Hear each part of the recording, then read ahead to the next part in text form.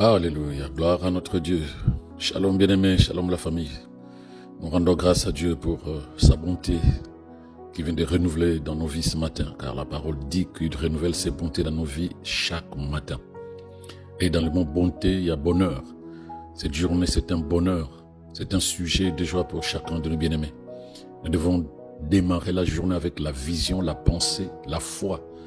Que Dieu ne nous réveille pas ce matin pour nous amener sur un chemin de désordre, de malédiction, de problèmes durant cette journée. Tout ce qu'il fait est parfait, bien-aimé.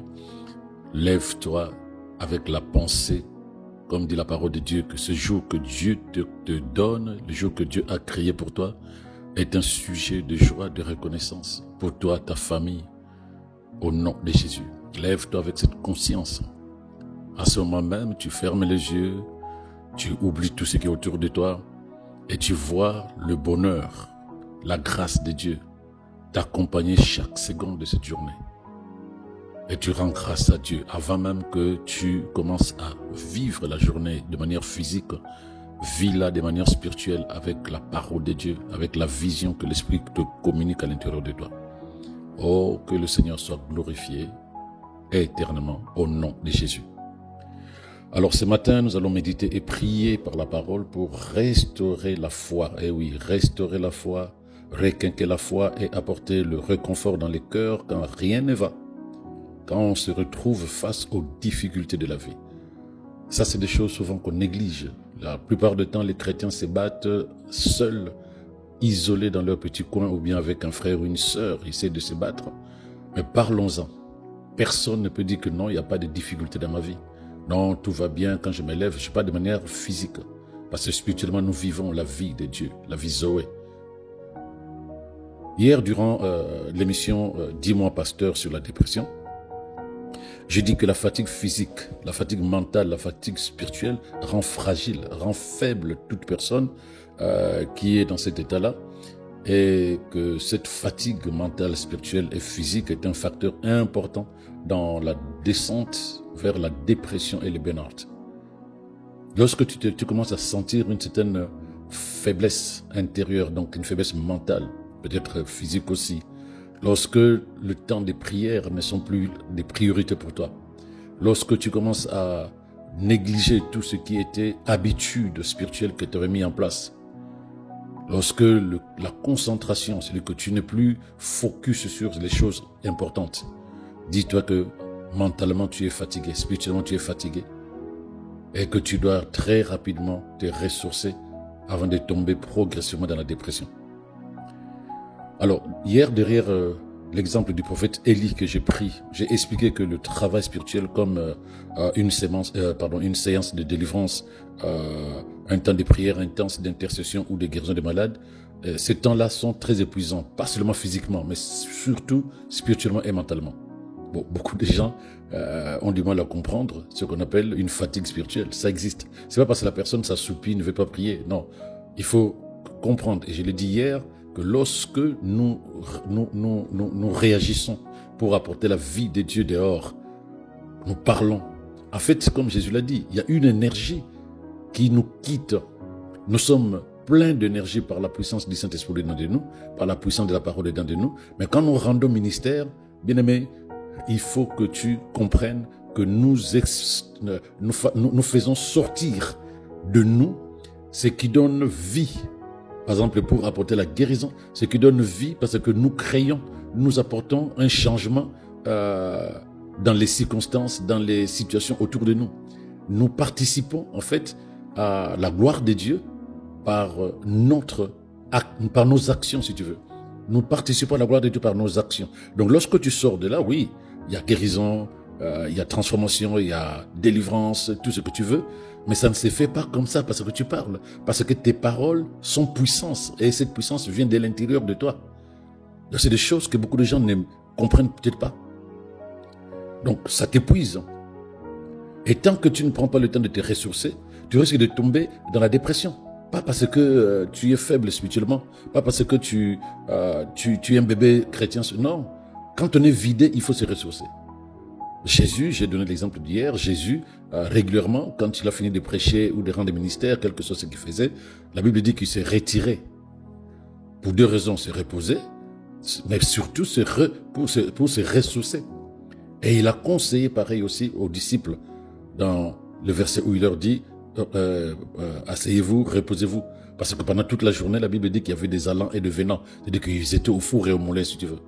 Et à la fin, quand c'est fini, il a dit calmez-vous, posez-vous, reposez-vous. La Bible dit qu'ils n'ont même pas eu le temps de manger. C'est dire combien ils étaient vraiment impactés par le travail, le ministère qu'ils rendaient. Alors, je voudrais vraiment préciser aujourd'hui qu'il n'y a pas que le travail spirituel qui peut épuiser ou affaiblir. Ça peut impacter tout ce que nous faisons sur terre, a la capacité d'impacter ta vie spirituelle. La vie intense dans le monde dans lequel nous vivons là, au XXIe siècle là, mais c'est aussi épuisant. C'est aussi épuisant. On vit à 300 à l'heure, bien-aimé, et tu le sais. Dès le lever du soleil jusqu'à son coucher, on vit à 300 à l'heure. Et même quand on va pour se coucher, en réalité, on dort avec le défi du lendemain. Dans sa tête, on est déjà demain. Avant même de se reposer, on est déjà en train de penser, on est déjà en train de travailler, on est déjà en train d'organiser ce que l'on fera demain. Donc on dort pratiquement tendu. On dort déjà inquiet parce qu'on voit déjà demain, mais pas forcément dans la vision de la parole de Dieu. On voit demain par rapport aux défis qu'on a, par rapport aux situations, par rapport aux gens qu'on va croiser, par rapport aux actions qu'on est censé poser. Et tout ça, on dort avec cette pression-là, avec cette tension-là. Comment veux-tu être en forme le lendemain? Parce que Dieu, lui, dans sa sagesse, nous a donné la nuit pour nous ressourcer, pour nous reposer. Malheureusement, nous continuons le travail de la journée, la nuit, et nous nous levons avec. Mais ça prie aussi des bébés, parce que tu dors avec des soucis, ne t'attends pas te réveiller sans soucis. Non, tu te réveilles avec plus de soucis encore. Donc ça, c'est déjà une manière de vivre intense qui est très épuisante. C'est vraiment triste parce qu'aujourd'hui, il est presque impossible de vraiment trouver du temps pour se ressourcer, que ce soit spirituellement, mentalement et physiquement. Donc si on ne fait pas attention, on risque vraiment de tomber régulièrement dans la dépression parce que les pensées sont éparpillées. Et hier, il y avait même une question qu'on avait posée concernant le manque de concentration qui est l'un des signes aussi ou des signes avant-coureurs vers la dépression. On devient de moins en moins concentré. Mais il y a des gens qui sont naturellement déconcentrés parce que les pensées, dès qu'ils se réveillent, les pensées sont à gauche, à droite, ça tourne à gauche, à droite. Quand tu te poses la question, tu penses à quoi? Je pense à rien, mais en fait, je pense à tout et à rien. Mais rien que le fait de penser, beaucoup de gens ne savent pas que c'est une énergie que tu es en train de perdre aussi. Ça te bouffe de l'énergie. Penser toute la journée, surtout quand ces pensées ne sont pas contrôlées, ne sont pas maîtrisées. Ce sont des pensées qui dominent ta journée. Tu es comme un somnambule. Tu penses toute la journée, tu penses à tout. Tu prends ça, tu déposes, tu prends ça, tu déposes, tu prends ça, tu déposes. Tu es conditionné par des pensées qui ne t'apportent pas une plus-value. Il n'est que normal que tu sois fatigué. Et il n'est que normal aussi que le burn-out, le mal-être et la dépression te guettent. Donc c'est tous ces éléments qu'il faut prendre en compte dans notre quête de la solution spirituelle. Parce que comme je disais hier, la solution n'est pas humaine lorsqu'on est dans la dépression. La solution est spirituelle. Et soit disant en passant, j'ajoute une information, sache que la France est le premier pays consommateur des antidépresseurs au monde. La France.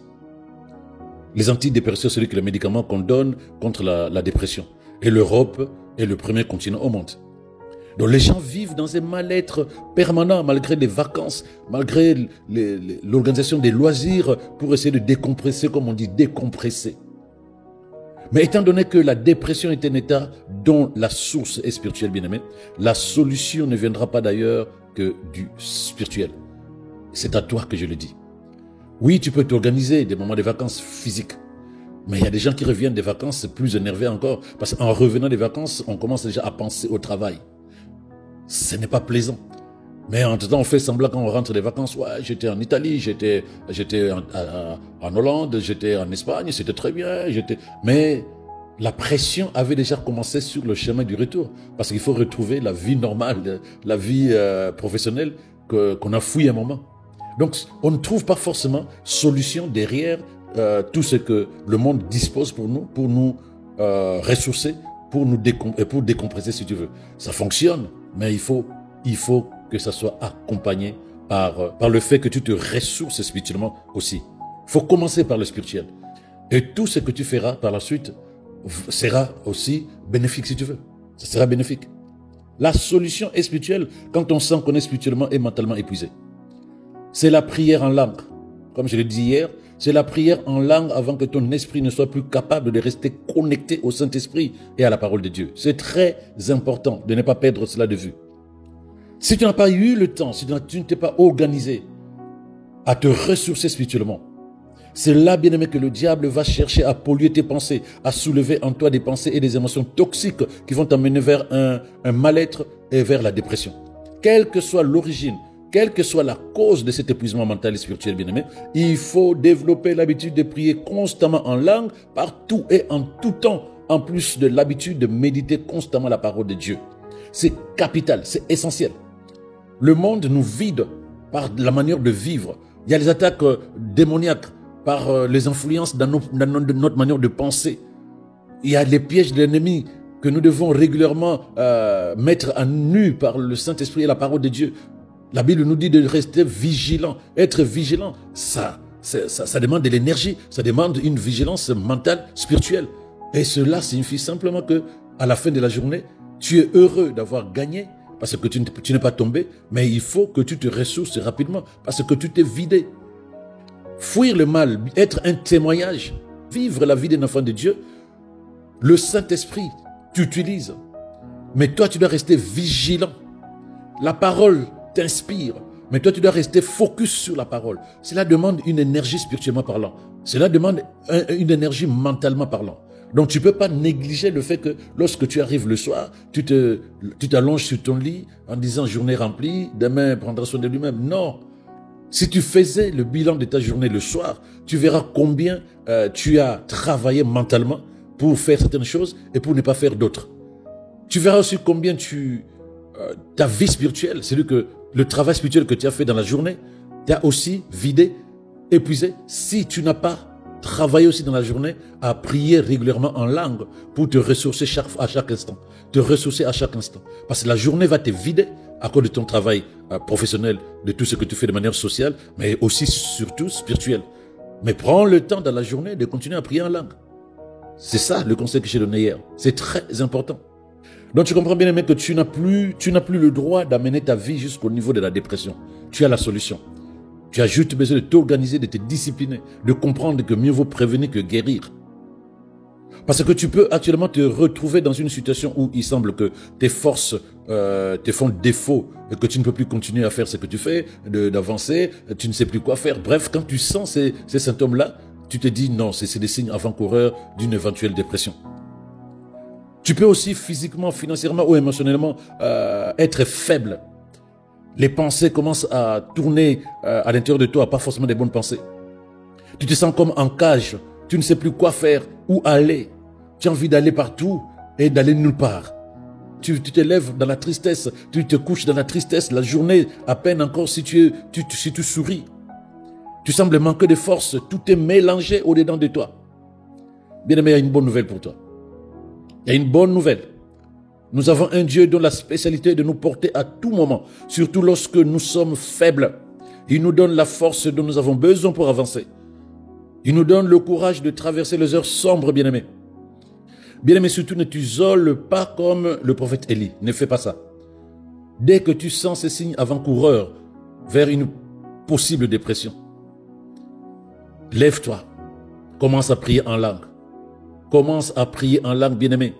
Sois en paix à l'intérieur de toi, même si autour de toi tout est trouble. Sache que Dieu est avec toi. Regarde, on va lire Daniel 3, versets 24 à 25. Le livre de Daniel dans l'Ancien Testament, chapitre 3, versets 24 à 25. La parole dit ceci.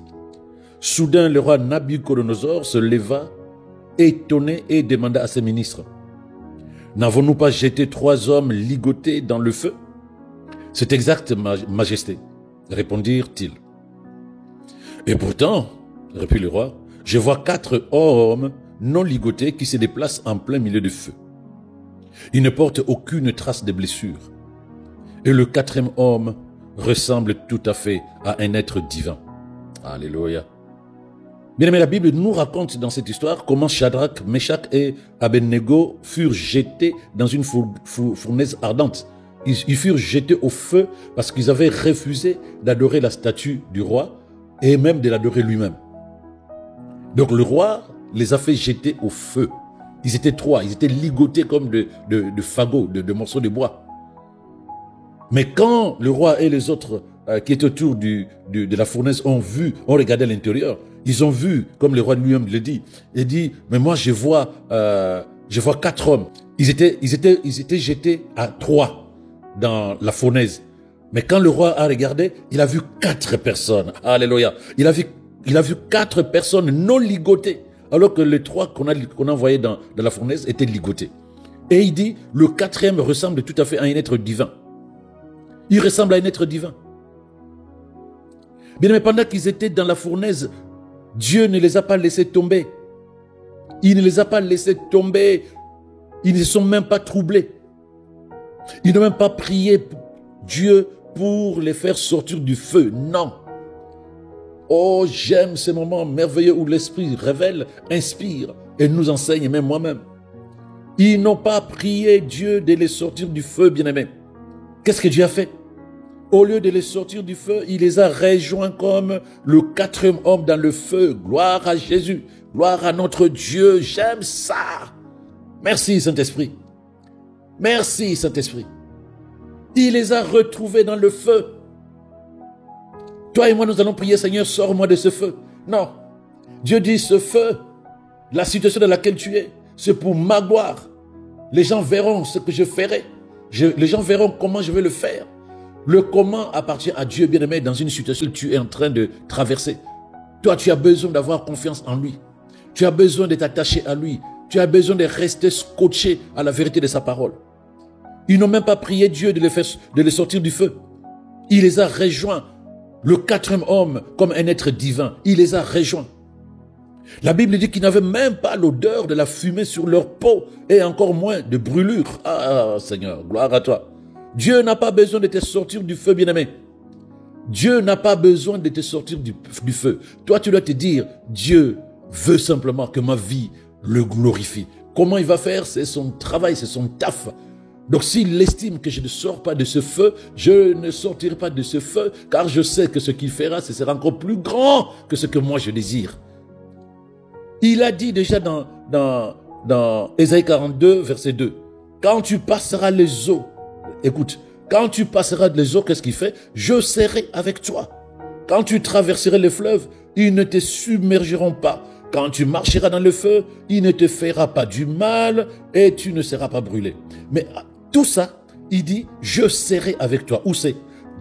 Dans le feu. Parce qu'il dit, quand tu marcheras dans le feu, il ne te fera pas du mal. Pourquoi? Moi, je serai avec toi. Quand tu traverseras les eaux, les fleuves, ils ne vont pas te submerger. Pourquoi? Moi, je serai avec toi. Dieu est avec toi même dans les moments difficiles. Peu importe les pressions, peu importe les obstacles auxquels tu fais face, bien-aimé, dans ta vie. Ce qui compte, bien-aimé, c'est que le Seigneur soit avec toi et qu'il soit en toi. Que le Seigneur soit avec toi et qu'il soit en toi. Il est ta paix au milieu de la tempête. Il est ton assurance au milieu de feu. Quelle que soit la situation qui te fait angoisser ou qui te donne des nuits blanches, détends-toi. Dieu est avec toi. Jésus est ta paix, bien-aimé. Il dit dans Jean 16, verset 33, « Je vous ai dit toutes ces choses pour que vous ayez la paix en restant unis à moi. » N'oubliez pas, vous aurez à souffrir dans ce monde, mais ayez courage. Moi, j'ai vaincu le monde, entre parenthèses, pour vous. Il ne nous dédouane pas des problèmes de cette terre, mais il nous dit que cela ne doit pas nous impacter jusqu'à nous amener dans la dépression. Il dit simplement courage. C'est-à-dire que soyez fortifiés par ma parole. Soyez fortifiés par mon esprit, car j'ai vaincu le monde pour vous. Et si j'ai vaincu le monde pour vous qui êtes nés à moi, vous êtes aussi vainqueurs du monde. Donc les choses que le monde va proposer aux êtres humains ne vont pas vous impacter négativement. Ne vous laissez pas emporter vers le burn-out, vers le mal-être, vers la dépression, vers le souci permanent, vers la tristesse permanente, vers les tentatives de suicide. Non, laissez-moi être celui qui vous accompagne dans le feu, dans les eaux tumultueuses, durant la tempête. Laissez-moi, acceptez-moi à l'intérieur de votre cœur, de votre vie, comme la personne qui vous accompagne. Le Seigneur est mon berger, je ne manquerai de rien, je suis délivré, je suis libéré, je suis protégé, sécurisé, je suis élevé, je suis dans un refuge, je suis sur un rocher qui me permet de ne pas être ébranlé, quelles que soient les situations, les pressions intenses que le monde actuel donne, bien-aimé. Bien-aimé, le Seigneur t'a déjà donné la victoire, il t'a déjà donné la domination sur Satan et sur tout ce dont il est capable. C'est la raison pour laquelle tu ne dois pas te laisser abattre par le problème ou les soucis de ce monde. La vie est intense. Il y a des pressions dès que tu te lèves jusqu'à ce que tu te couches. Mais toi, tu dois apprendre à voir ta vie selon les paramètres spirituels que Dieu te communique dans sa parole. Voilà la nécessité d'amener la parole de Dieu dans notre esprit, pas seulement écouter. Ce qui te sauve, ce n'est pas le temps que tu passes devant la télé en train de regarder un pasteur prêcher. Ce qui te sauve, ce n'est pas le temps que tu passes à écouter des chansons chrétiennes. Ce qui te sauve, c'est lorsque la parole de Dieu entre dans ton esprit. Et que quand l'ennemi veut venir t'ébranler à cause de tout ce qui se passe autour de toi, toi, tu as la parole qui te fortifie. Voilà pourquoi Dieu ne cesse de dire, fortifiez-vous. Il disait à Josué qui a failli déprimer. Parce qu'il ne savait pas comment amener le peuple d'Israël à Canaan, parce qu'en face de lui, il y avait Jéricho. Dieu lui a dit, ne t'ai-je pas dit de prendre courage, fortifie-toi au travers les commandements que mon serviteur Moïse t'a donnés. C'est-à-dire au travers la parole que tu as reçue. La parole fortifie, bien-aimé. La parole de Dieu fortifie lorsque tu sens une faiblesse mentale, une faiblesse spirituelle.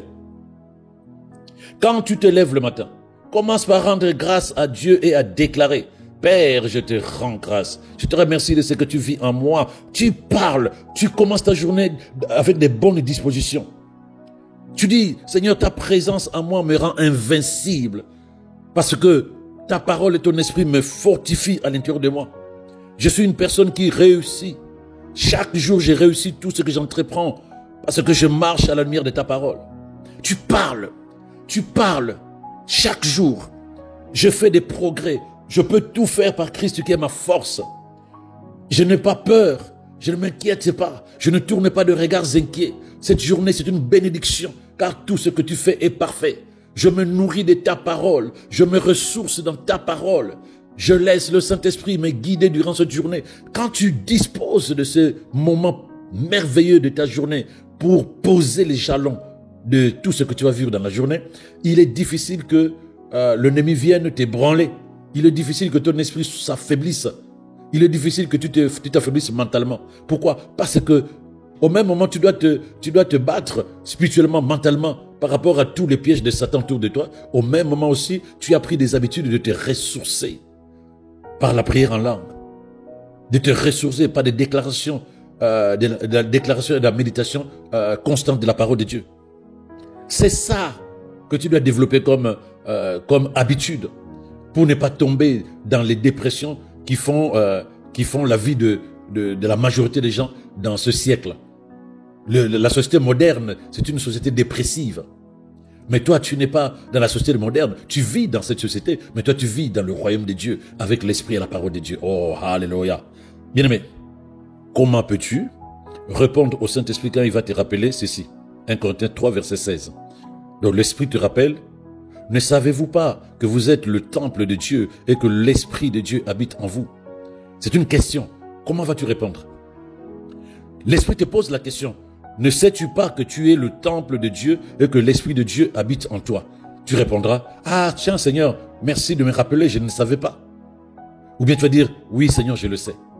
Mais quand tu dis oui Seigneur, je le sais, il faut que tu refuses que ton corps, que ton cœur soit le temple de la maladie, soit le temple des pensées toxiques. Temple de Dieu et non pas temple de la maladie. Temple de Dieu et non pas temple de problèmes, de soucis, où on médite des situations compliquées. Il faut que tu sois conscient de cela. L'Esprit du Créateur habite en toi. Pose-toi la question, si cela devient ma façon de penser, si cela devient ma conscience, qu'apporte-t-il dans ma vie par sa présence? Qu'apporte-t-il dans ma vie par sa présence? En fait, bien aimé, c'est pour te faire comprendre que ce qui s'est passé avec Shadrach, Meshach et Abednego, quand ils étaient dans la fournaise, toi et moi, nous le vivons chaque jour. Car Dieu qui les a retrouvés dans le feu, pour nous, en fait, il ne nous retrouve pas quand nous passons dans des moments difficiles.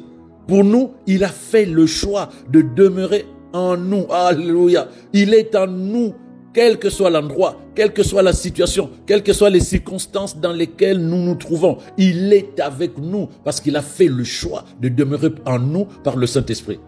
Avec Shadrach et Abednego, il les a retrouvés dans le feu.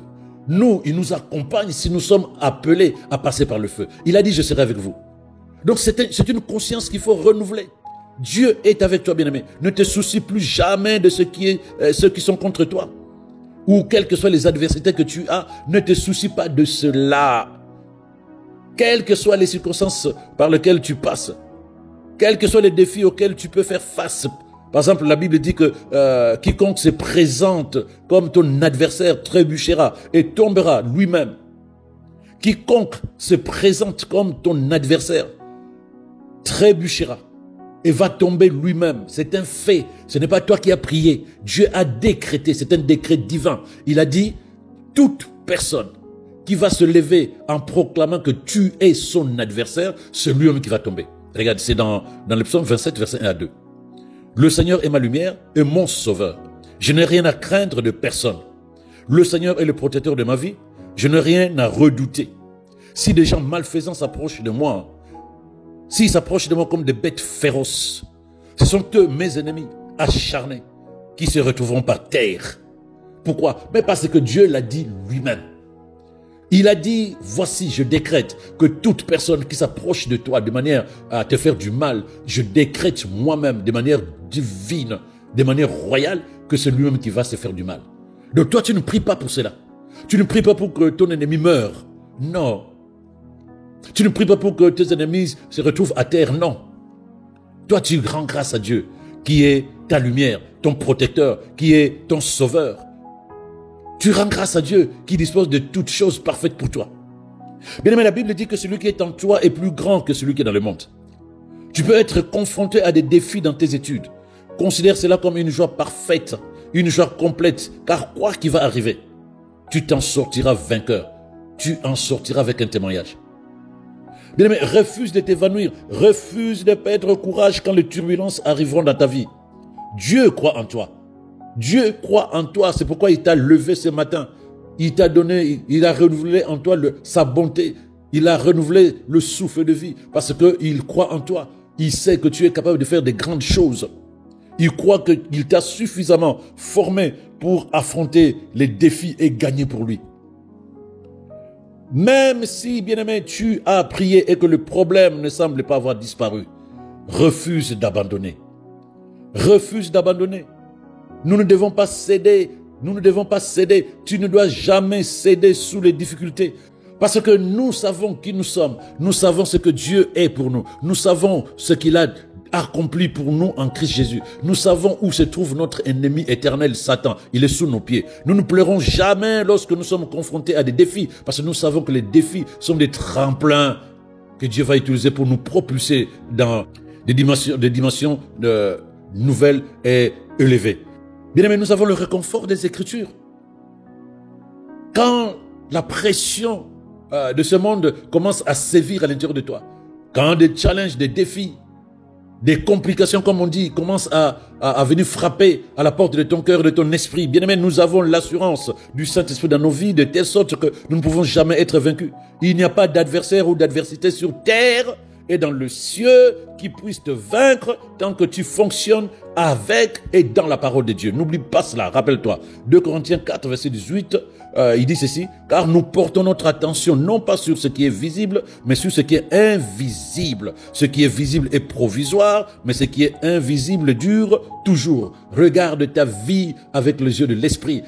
C'est ça qui va te libérer, te déconnecter de toute la pression que notre monde aujourd'hui impose à tous ceux qui vivent dans notre génération. Bien aimé, nous allons rendre grâce à Dieu. Nous allons rendre grâce à Dieu pour la révélation de sa parole, parce que ça nous libère, ça nous délivre des mal qui est réel, chrétiens et non chrétiens. Et nous bénissons le Seigneur pour sa parole. Nous rendons grâce à Dieu pour son esprit qui est inspirateur et révélateur, formateur et soutien. Et nous disons merci Seigneur pour ta grâce et ta bonté qui sont répandues dans nos vies ce matin. Ta gloire est grande et ton amour est infini. Merci Seigneur, oh gloire à toi. Merci Seigneur pour nos familles, pour nos amis, pour nos proches. Merci Seigneur pour ton église, notre église. Béni sois-tu pour ton amour infini, oh Seigneur. Béni sois-tu pour ta bienveillance dans nos vies, dans nos familles, dans tout ce que nous sommes et nous faisons. Nous te sommes infiniment reconnaissants de ce que tu nous as bénis de toutes sortes de bénédictions spirituelles dans les lieux célestes en Christ Jésus. Seigneur, béni sois-tu de ce que tu as fait de nous à travers Christ, tes enfants. Nous sommes héritiers du trône céleste. Nous sommes des enfants bien-aimés de Dieu. Puisse ton nom être élevé d'éternité en éternité. Nous proclamons que nos vies sont l'expression de ta bonté et de ta grâce tous les jours de notre vie au nom de Jésus.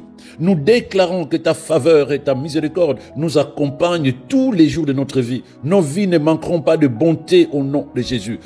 Nous déclarons, Seigneur, que l'abondance et le surplus dans notre existence et dans notre Église est évidente au nom de Jésus. Nous ne manquerons de rien au nom de Jésus. Nos vies sont cachées en Jésus. Nous sommes couverts, nous sommes sous l'ombre de ses ailes. Nous déclarons que nous ne pouvons pas être localisés par aucun mal, volant de nuit comme volant de jour au nom de Jésus. Nous sommes protégés, positionnés en Christ. Nos vies sont remplies de témoignages de ta bonté et de ta grandeur en raison de ce que tu fais dans nos vies chaque jour. Beaucoup de gens vont se tourner vers toi par nos vies qui vont être des témoignages chaque jour au nom de Jésus. Alléluia. Que chaque défi devienne un tremplin que chaque défi devienne un tremplin, pas une barrière. Que chaque difficulté devienne un tremplin et non pas un blocage. Que chaque problème devienne une solution.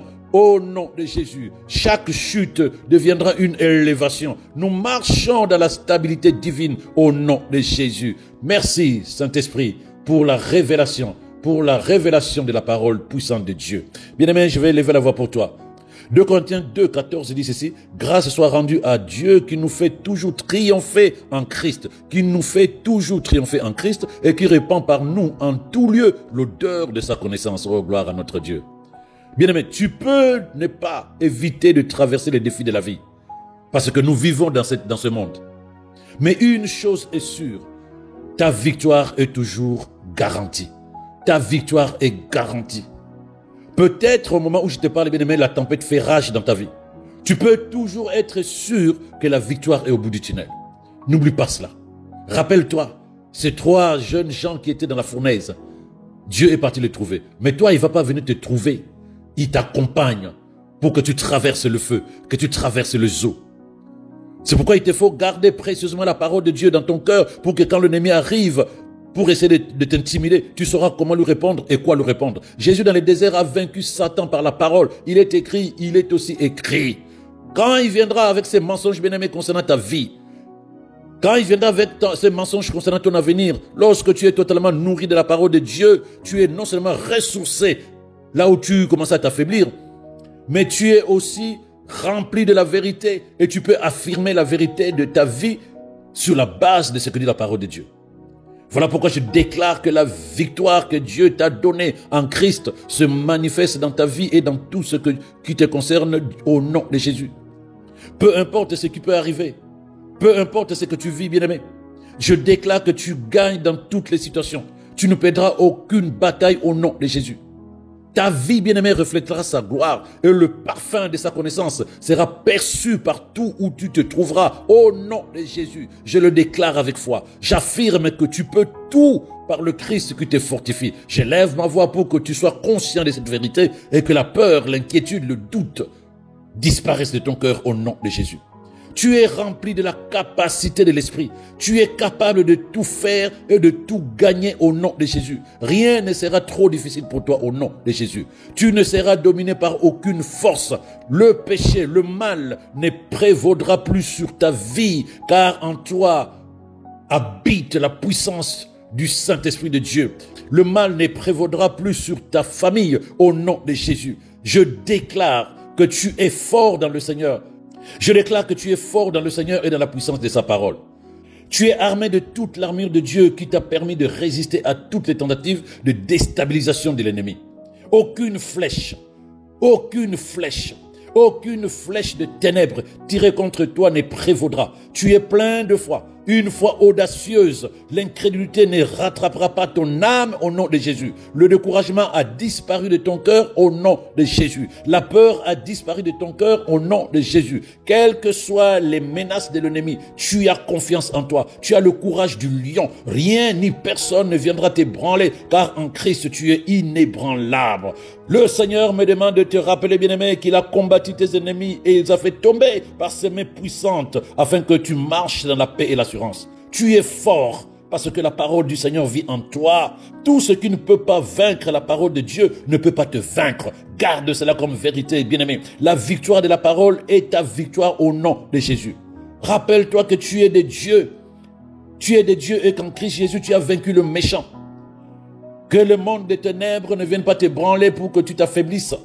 L'Esprit de Dieu vit en toi, bien-aimé. Aucun être humain, aucun esprit mauvais ne peut te vaincre. Tu es invincible. Tu es plus que conquérant. Bien-aimé, la peur a disparu en toi. Crois.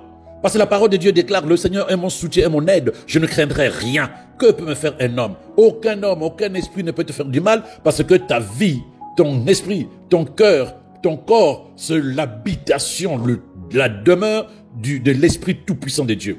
Tu es au-delà de l'intimidation face aux défis de la vie. Tu as la foi pour avancer dans le succès, de traverser les turbulences de la vie. Tu es victorieux au nom de Jésus. Aucune arme contre toi ne va réussir. Dieu t'augmente de gloire en gloire chaque jour. Tu passeras de grâce en grâce, de force en force. Tu vas expérimenter continuellement la victoire de Christ dans ta vie. Bien-aimé, je prie pour que l'Esprit de Dieu te fasse grandir, qu'il te fasse progresser dans ta vie, qu'il te guide, qu'il te remplisse de l'esprit de sagesse, l'esprit de révélation de la connaissance de Dieu.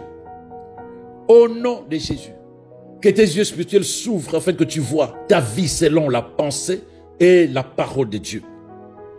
La grâce de Dieu, bien-aimé, est à l'œuvre à l'intérieur de toi. Des portes s'ouvrent pour toi maintenant. Oh, des opportunités s'ouvrent pour toi maintenant. Bien-aimé, je parle au nom de Jésus. Telle est la parole de Dieu pour toi. 1000 tomberont à ta gauche, 10 000 à ta droite, tu ne seras jamais atteint. Je parle au nom de Jésus. Je déclare la paix, la plénitude, la prospérité, la gloire, le progrès, les faveurs divines et la santé pour toi et tes proches au nom de Jésus. La parole de Dieu prévaudra et produira des résultats dans tous les domaines de ta vie au nom de Jésus. Alléluia. Je déclare que le bonheur et la grâce de Dieu t'accompagnent toute cette journée et tous les jours de ta vie, car tu es descendance de la parole de puissance de Dieu et que tu habites en Christ, parole de vie.